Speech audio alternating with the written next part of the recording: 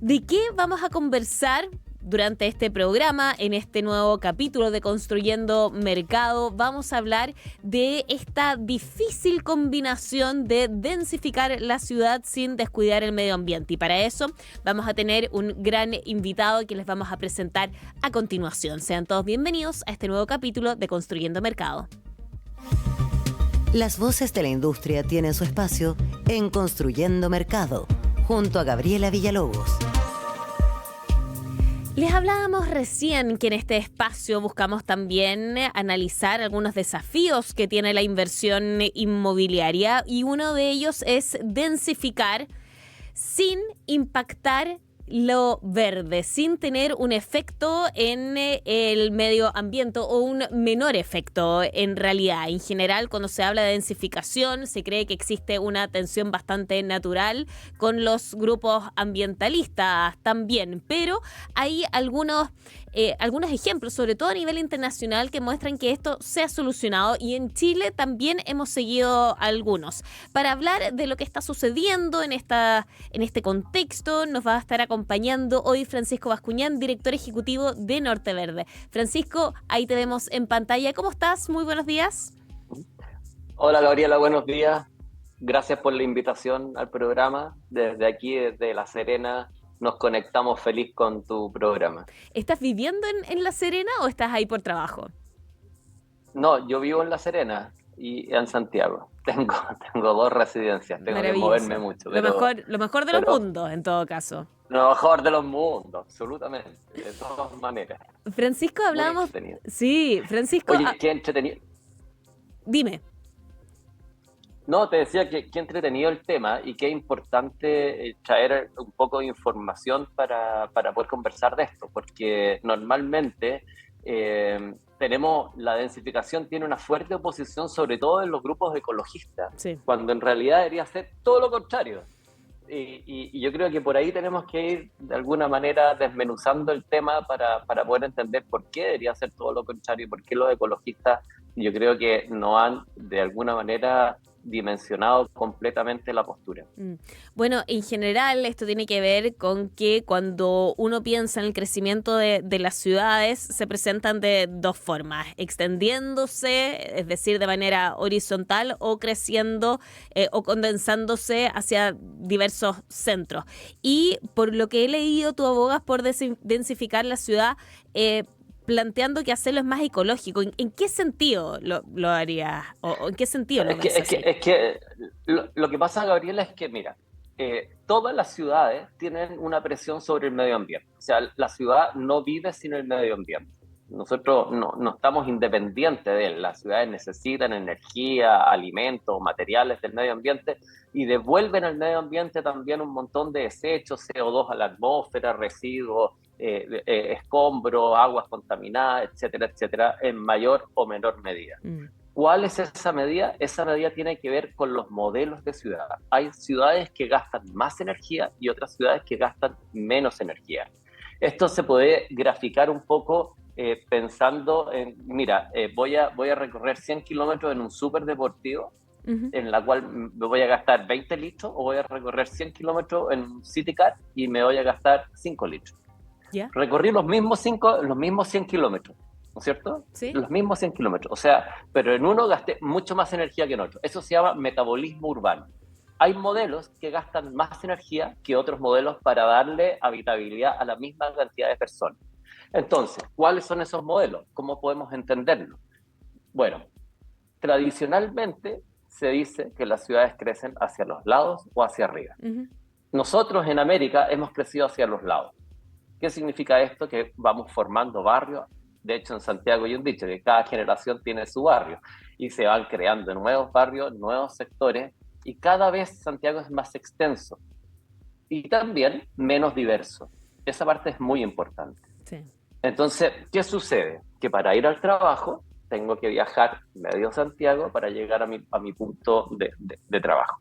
Y toda esa movilización son motores, son micros, son metros, autos, motos, todos esos motores están contaminando. Toda esa energía que estoy gastando es para moverme desde mi lugar de residencia a mi lugar de trabajo.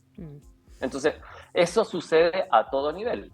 desde el barrio alto que baja al centro, a Providencia, a Manquehue, no sé a dónde, de los barrios más periféricos que tienen que subir, etcétera. Todo el mundo se moviliza en la mañana de un lado para otro y todo eso es un gasto energético enorme.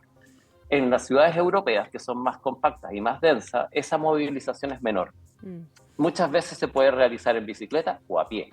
Y esos son motores que dejan de contaminar, energía que se deja de consumir, menos carga sobre el medio ambiente. Entonces, cuando nosotros entendemos la ciudad, los modelos de ciudad, tenemos que entender que los modelos más densos y más diversos son más sostenibles. Ahora, como contrapeso a eso está también la crítica de la construcción en altura desmedida. Bueno, es que también vamos a ese tema. Ese tema tiene que ver con la sostenibilidad social. ¿No? Sí, o sea, no basta con tener como una sostenibilidad medioambiental si estamos viviendo pésimo. O sea, eso partimos de esa base. Y también ha sucedido que yo creo que se ha perdido de vista el hecho de que nosotros, los seres humanos, tenemos comunidades y tenemos capacidades de poder relacionarnos con un cierto número de personas para poder organizarnos. Hay muchos estudios al respecto, estudios súper interesantes que dicen que los humanos se pueden relacionar hasta 150 personas de una manera no jerárquica, ¿no? O sea, que podemos tener como un grupo en buena onda, nos podemos poner de acuerdo todos sin tener que alguien lidere y deje la escoba y diga ya, lo va a hacer de esta manera. Hasta 150. Entonces nosotros hasta 150, si no es mucho, y que es como un número tradicional desde muy antigua, sí. Parece harto.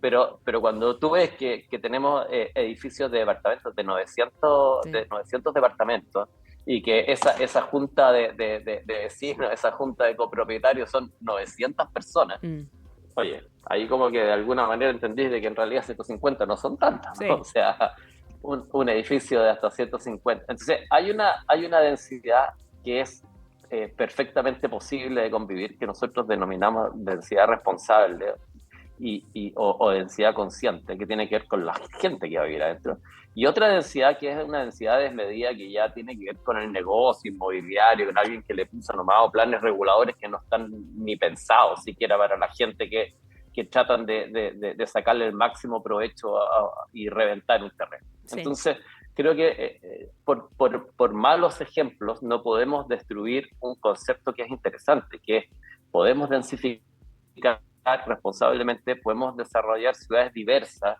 con altos niveles de entropía, donde la diversidad de uso sea mayor, para que pueda encontrar lo que necesito, ojalá caminando, ¿no es cierto? Pero al mismo tiempo con densidades que sean sostenibles, y no con estas superdensidades que hemos visto en algunos lugares. Sí, efectivamente. De hecho, en el extranjero se habla de este concepto de barrios verticales, se ha escuchado en Nueva York, en Canadá. ¿A qué se refieren con eso? ¿Existen también ejemplos en Chile o todavía estamos muy lejos de eso?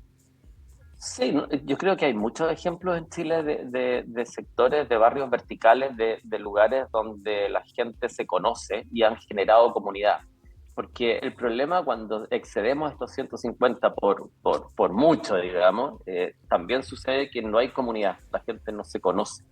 Ya es imposible que se conozcan y no hay redes sociales. Entonces, al no haber redes sociales, deshumanizamos el espacio. No conocemos al gallo que está al lado, que está haciendo la fiesta. Cuando somos pocos, el tipo que hace la fiesta te invita o te avisa. Pero cuando hay tanto, bueno, el gallo que hace la fiesta no tenemos idea de dónde está. Entonces, ejemplo, yo diría que hay muchos y nosotros podemos ir a ver casi todos los centros del mundo, tienen los centros urbanos del mundo, tienen un barrio habitable, de densidad responsable, donde la gente se conoce y hace su rutina.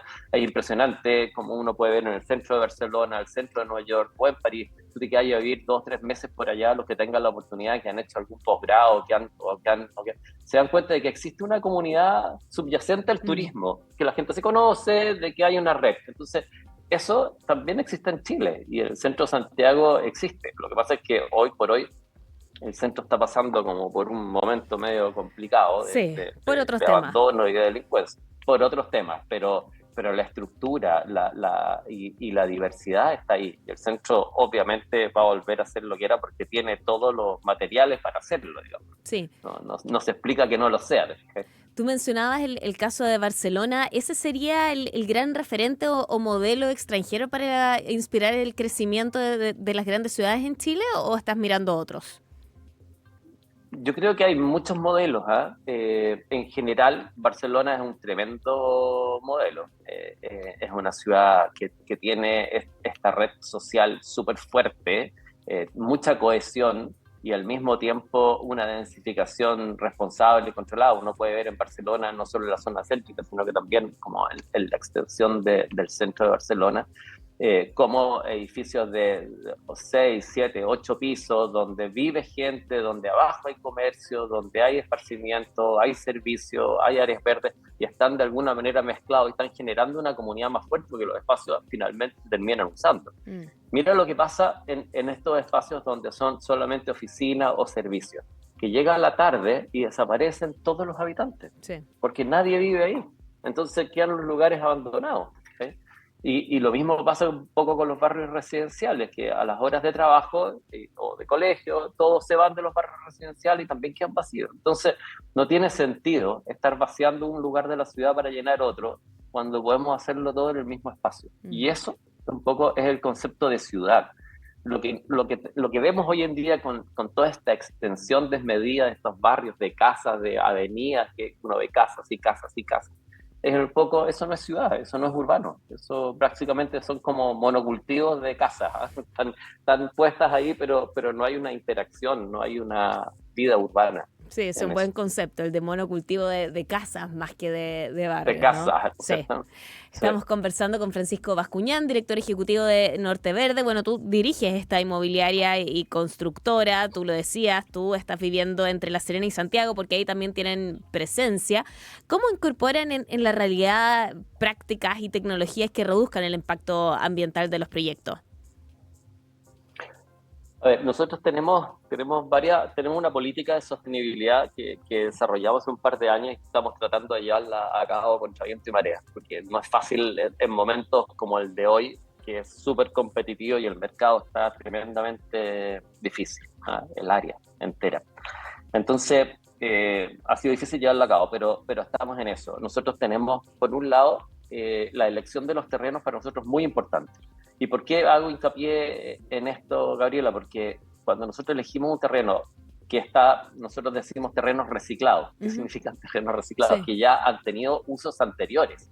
O sea, terrenos que están en zonas urbanas muy consolidadas, pero que están un poco abandonados, zonas industriales o estacionamientos del centro, lugares de edificios que son abandonados, y que nosotros le damos un nuevo uso al terreno. Y esos terrenos normalmente están tremendamente bien ubicados y tienen porcentaje de caminabilidad altísimo. Son terrenos súper, súper buenos para poder desarrollar comunidad y disminuir la carga medioambiental en vez de hacer ese mismo edificio en zonas perimetrales o lejanas del centro, desconectadas de la red.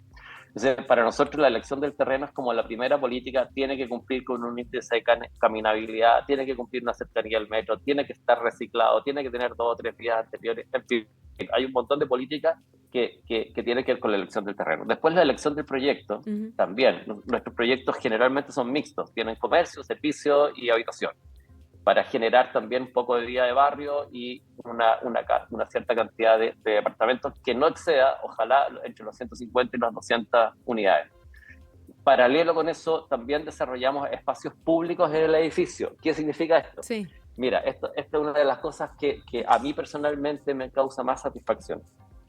Generalmente en los edificios, tú querías hacer algo y tenés que pedir ya, el cowork, el salón, la sala multiuso, el salón, tenés que pedir horas, dejar un cheque en garantía, claro, la llave, sí, la cuestión, todo un cacho. Entonces, no es un lugar público, porque no te vas a encontrar con nadie más que tú lo pediste, tú estás ahí adentro, cerráis con llave y tú así responsable del espacio. Entonces, nosotros tratamos, implementamos lo que denominamos las plazas elevadas.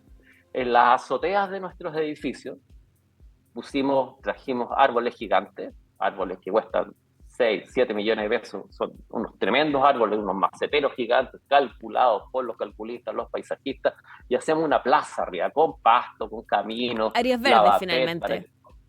áreas verdes, pero abiertas 24 horas, 7 días a la semana. Para los usuarios del edificio. Entonces, si tú llegaste de noche y querís sacar a pasear a tu perro, lo sacáis a la plaza. Si estáis desvelados a las 3 de la mañana, subes en el ascensor, se abren las puertas del ascensor y tú estás en una plaza iluminada, segura, con áreas verdes, tranquilo, podéis con mesitas, podéis subir una copa de vino, podéis tomarte un trago con una amiga arriba, sola, tranquila, segura, en un espacio que es propio de la comunidad. Claro, Entonces, con tus vecinos. Esos son espacios con tus vecinos, esos son espacios comunes, Sí. donde la gente se puede encontrar. Eso para nosotros es importante. Y por último, que es una iniciativa que estamos recién haciendo, nosotros estamos trabajando con la carbono neutralidad en la construcción de los edificios. Entonces, calculamos la huella de emisión de carbono de todo el proceso constructivo de los edificios, como por ejemplo el edificio de Corte Suprema, que está en calle Corte Suprema. La gente cree que es un edificio para la gente de Corte Suprema, ¿no? Mal elegido el nombre, pero está en la calle Corte Suprema, en el centro. Calculamos todo el proceso de construcción, sus emisiones de CO2 y compensamos esas emisiones con bonos de carbono que están, o sea, de alguna manera, de proyectos que extraen esos carbonos desde la atmósfera.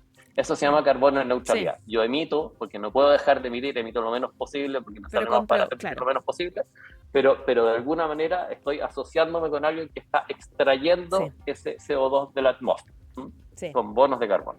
Y tenemos el primer edificio en Chile de carbono neutral, que es este edificio de Corte Suprema, que estamos súper contentos de poder haberlo logrado. Sí. Francisco Bascuñán, director ejecutivo de Norte Verde, muchas gracias por habernos acompañado aquí en Mercado Central en esta discusión tan interesante. Que tengas un muy buen día. Muchas gracias, Gabriela. Espero no haber monopolizado la conversación. No, eres el entrevistado. Lo importante es lo que dices tú. Muchas gracias. Que estés muy bien. Gracias por la invitación. Chao. Nos vemos. Adiós. Chao.